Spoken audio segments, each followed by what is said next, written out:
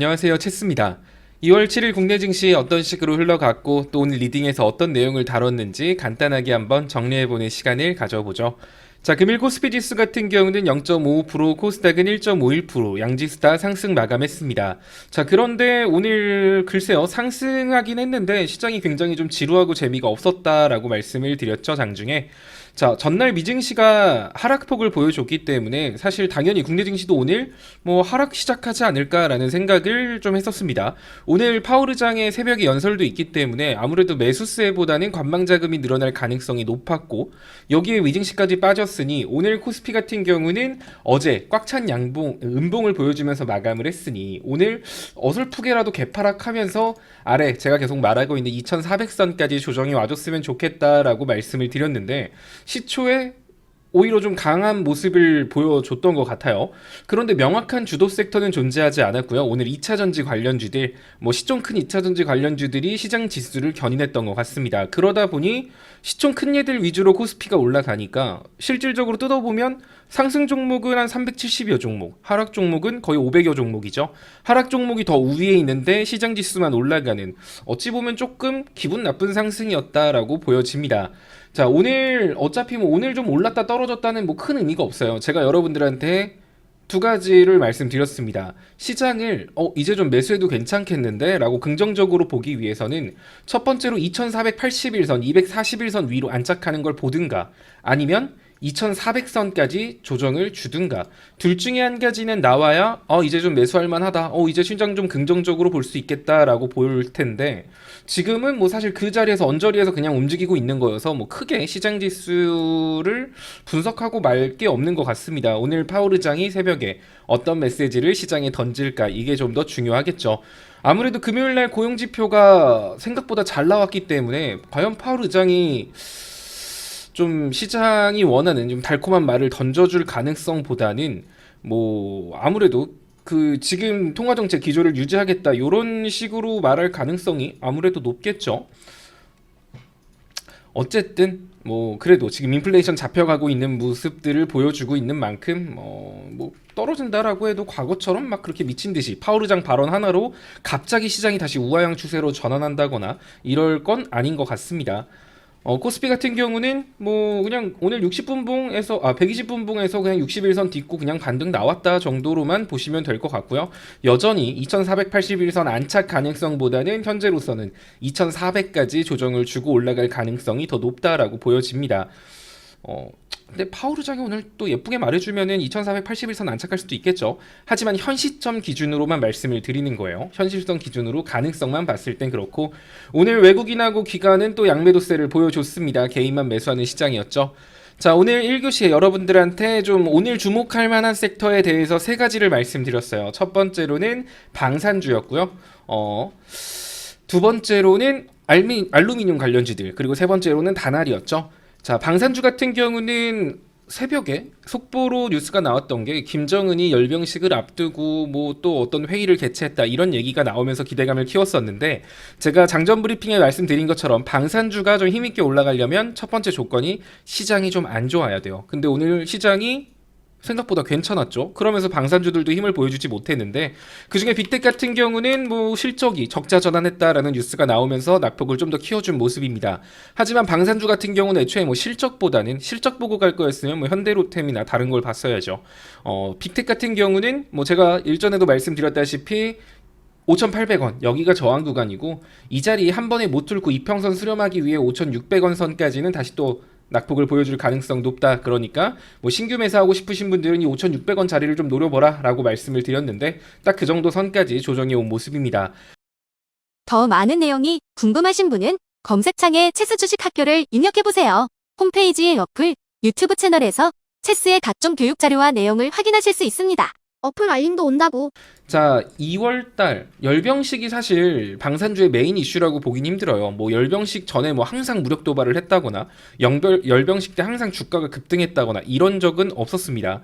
그런데 이제 상반기에 한미연합훈련도 굉장히 많이 예정이 되어 있는 만큼 북한이 지속적으로 도발성 발언이나 무력 도발을 할 가능성이 있으니까 지금 자리 자체도 뭐 크게 부담 없는 자리니까 한번 눈여겨보시면 좋을 것 같습니다.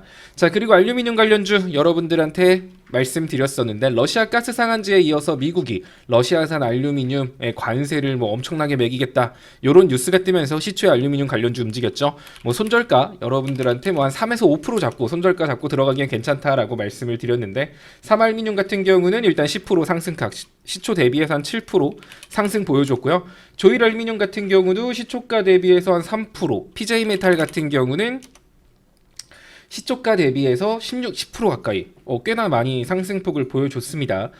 결국엔 윗꼬리 달고 끝났는데 제가 요 근래 계속 말씀드리는 게 있죠. 최근 시장에서 시초 가격을 유지하면서 장후반까지 계속 상승하는 종목이 없어서 어설프게 올라가는 거 더 먹자 하면은 안 된다고요. 윗꼬리 달 가능성이 높은 시장입니다. 지금은 섹터 이슈도 부족하고 시장 이슈도 부족해요.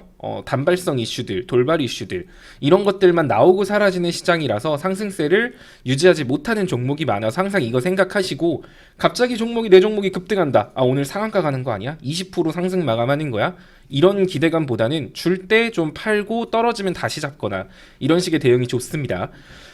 자, 그리고 오늘 또 KCT 같은 경우도 장 초반에 좋은 모습을 보여줬습니다. 뭐 막권 해가지고 경마 뭐 이거 이슈 가지고 움직였던 종목인데 최근에 비트코인 관련주 KCT, 한네트, 로지시스, K사인은 대표적인 디지털 화폐 관련주입니다.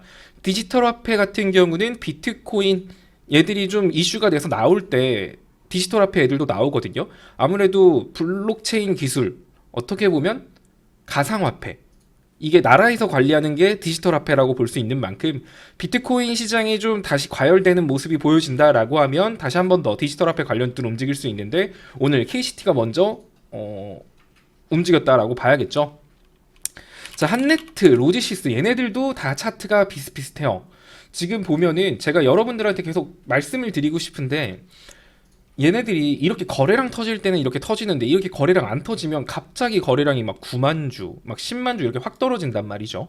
거래량이 확 죽는 종목이어서 사실 이런 종목 같은 경우는 좀 거래량 없고 잔잔할 때 그럴 땐 좀 모아가셔도 나쁘지 않을 것 같아요. 지금 121선 돌파하는 모습 보여줬고요. 좀 조만간 디지털 화폐 관련주들이 좀 요동을 칠 것 같습니다. 로지시스 같은 경우도 마찬가지예요. 오늘 121선 여기 안착하냐 마냐 하고 있었는데 오늘 안착하고 거의 꽉 찬 양봉을 보여줬거든요. 근데 또 이러다 갑자기 거래량이 확 죽어. 그래서 예전부터 제가 디지털 화폐 같은 경우는 거래량 없고 낙폭 커질 때 그럴 때 좀 모아가서 슈팅 나올 때 미련 없이 비중 줄이거나 터는 방식의 매매 하는 게 좋다라고 말씀을 드렸죠. 디지털 화폐 관련주들도 요새 비트코인 관련주들 좀 잘 움직이는 것 같으니까 한번 보시면 좋을 것 같습니다. 자, 다날 같은 경우는 페이코인이 죽었다가 살아났다? 라고 보기도 좀 애매해요. 약간 이제 죽는 줄 알았는데 3월까지 약간 그 인공호흡기 붙여준 느낌이란 말이죠. 그래서 아무래도 시초의 기대감으로 상승하긴 했지만 그래서 살아난 건 아니잖아. 그냥 3월까지 연장됐을 뿐이지 라는 것 때문에 오늘 상승폭 시초 대비해서 좀 보여주고 뭐 그 상승 반납하면서 마감했죠. 결국 이 갭자리도 메꿀 것으로 보여지는데 자, 페이코인이 살아날까요, 체스님? 그러면 사실 저는 글쎄요, 이게 살아날 수 있을까? 저도 확답할 수가 없습니다. 위메이드도 마찬가지였죠. 위믹스 코인이 죽을지 살지 알 방법은 없어요. 이런 건 정말 개별 이슈고 이거를 뭐 기술적 분석 차트로 봐서 알 수 있다라고 볼 수는 없습니다. 그래서 뭐 관련주 가지고 계신 분들은 올라갈 때는 비중을 줄이고 차라리 윗꼬리 달고 밑으로 계속 이제 윗꼬리 달고 빠지거나 갭 두고 빠지거나 뭐 이런 변동성 있는 움직임들을 보여줄 거예요. 그래서 신규 진입하시는 분들 같은 경우는 손절가는 좀 필수로 잡아주시면 좋을 것 같고 그게 아니다 싶으신 분들은 그냥 손 놓고 있으면 안 돼요. 이렇게 갭 떴다, 갭 떴다 하면은 비중 좀 줄이고 갭 메꾸면 다시 잡고 요런 식의 좀 대응이라도 조금씩은 해주셔야 평단 낮아지고 탈출의 기회라도 생기는 겁니다. 자, 그래서 오늘 뭐 시초에는 이런 종목들이 올라갔고 또 오후 들어서는 또 AI 관련주들이 또 귀신같이 살아났죠. 이놈의 AI는 뭐 죽지가 않는 것 같습니다. 2차 전지 관련주들도 뭐 괜찮은 움직임 보여주고 있고요. 여러분들한테 오늘 사실 진짜 여러분들한테 2교시 종목으로 이게 모트레스를 잡아드려 마라 뭐 줘야 되나 말아야 되나 되게 생각이 많았거든요. 왜냐면 오늘 새벽에 얘네들이 파월 의장이 무슨 말 한마디 하면은 진짜 내일 바로 2,400으로 고꾸라질 수도 있는 거니까 그런 위험성을 안고 줘야 되나 말아야 되나 좀 고민을 많이 했는데 최근 이 거래일 동안 제가 종목을 말한 게 없다 보니까 일단은 잡아드렸습니다. 아래까지 열어두고요. 간단하게 종목 체크해 보면은 최근 모트렉스 같은 경우는 단기 우상향 추세선을 그리면서 움직이고 있는 종목이에요. 이렇게 추세선 상단과 하단을 따라서 움직이고 있다라는 거죠. 지금 자리는 추세선 상단입니다. 그렇단 소리는 다시 한 번 더 16,000원까지 떨어질 가능성이 있다라는 거예요. 그래서 제가 여러분들한테 16,000원 정도 선까지는 나눠서 잡는 게 좋을 것 같습니다 라고 말씀을 드렸고요. 지금 120분봉에서 보면은 볼벤 상단선 탔어요. 이 종목 보면은 볼벤 상단선 타고 120분봉 차트 지금까지 쭉 돌려보면 볼벤 상단선 건드리고 나서 그래도 얼추 한 번씩은 순간적인 슈팅이 나와줬어요. 이제 그런 걸 봤을 때 지금도 일단 볼벤 상단 120분봉에 있는 만큼 이 종목도 뭐 순간적인 발작 한번 기대해 보면서 16,000원까지 나눠서 접근해 보라고 말씀을 드렸고요. 오늘 아마 16,900원 이 자리를 조금 지켜줬다, 10분봉 차트에서 이 자리를 계속 지켜줬다라고 하면은 뭐 내일 시초라거나 내일 시장이 좀 평이하다 했으면 슈팅이 한번 나왔을 것 같은데 16,900원을 지켜주진 못하고 끝났습니다. 그렇다는 소리는 일단은 16,600원, 500원 요 정도 선까지도 흔들어 줄 수 있고요. 시장 상황에 따라서는 16,000원까지도 흔들 수 있는 종목이니까 그거 참고하셔서 매매하시면 될 것 같습니다. 물론 뭐 손절보다는 대응이 충분히 가능해요. 자율주행 섹터 같은 경우는 최근에 이슈가 나온 게 별로 없죠. 한참 자율주행 얘기 많이 나오다 요즘 쏙 들어갔잖아요. AI랑 연결돼서 뭐 자율주행 이야기도 뉴스들 종종 하나씩 보이고 있기는 하는데 시장에 부각받고 있진 못합니다. 만약에 다시 한 번 더 섹터 순환 장세가 이어진다라고 하면 자율주행 섹터도 눈여겨 한번 다시 등장할 수 있으니까 모트렉스뿐만 아니라 모바일 어플라이언스 이것도 자율주행 관련주죠. 이쪽도 한번 같이 눈여겨보시면 좋지 않을까라고 보여져요. 모바일 어플라이언스 같은 경우는 과거 갭자리를 만들고 있는 종목이죠. 이 자리는 주봉 갭자리입니다. 뒤에 거래량 빵빵하게 터졌고요. 자, 이때 이렇게 주봉 갭하락했던 이유는 이 종목이 나빠서가 아니라 시장 자체가 갭하락을 하면서 만들어놨던 갭자리거든요. 시장 갭자리라서 이것도 뭐 충분히 메꿀 수 있는 자리라고 보고 있습니다. 근데 사실 지금 자율주행 섹터 뭐 이슈가 나온 건 없어요. 그리고 시장이 아무래도 2,400까지 조정을 준다라고 하는데 갑자기 자율주행 지 혼자 움직인다 이것도 사실 그려지진 않기는 하는데 좀 긴 호흡으로 본다라고 했을 때 매력적인 종목들이 자율주행 섹터에 좀 있는 만큼 참고하셔서 매매하시면 좋은 결과 나오지 않을까 생각됩니다. 자, 그리고 오늘 뭐 1교시에 시장 얘기했고 2교시 모트렉스 얘기했고요. 3교시 이제 장중시장 분석 이것도 앞부분에 제가 지금 방금 짚어드렸어요. 그리고 4교시에는 여러분들한테 이격도에 대해서 좀 교육을 해드렸어요.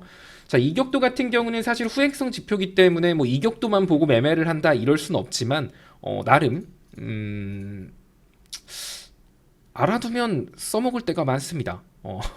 지금 다시 이격도 교육을 풀어서 설명하면 너무 길어지기 때문에 제가 오늘 방에 남겨드린 교육을 보시거나 아니면 저희 최수 주식학교 홈페이지 있죠? 홈페이지 가면 오늘의 교육이 있어요. 오늘의 교육에 이격도 올려놨으니까 한 번씩 보시면 됩니다. 오늘의 교육은 당연히 매일매일 바뀝니다. 그러니까 매일매일 들어오셔서 보시면 도움이 되시겠죠? 자, 일단 여기까지만 말하면 될까요? 또 뭐가 있을까? 또 좋아 보이는 종목을 말하면 또 너무 길어져. 일단 13분이니까 이쯤 되면 여기까지 본 분들도 거의 없을 거야. 아마 한 7분쯤에서 껐거나 한 4분쯤에서 껐을 것 같아요. 여러분들이 끝까지 영상 잘 보는 것 같으면 제가 앞으로 뒷부분에 좀 다양한 종목들 소개해드리는 시간을 추가하도록 하겠습니다. 다들 오늘 하루도 본업에서 고생 많으셨고요.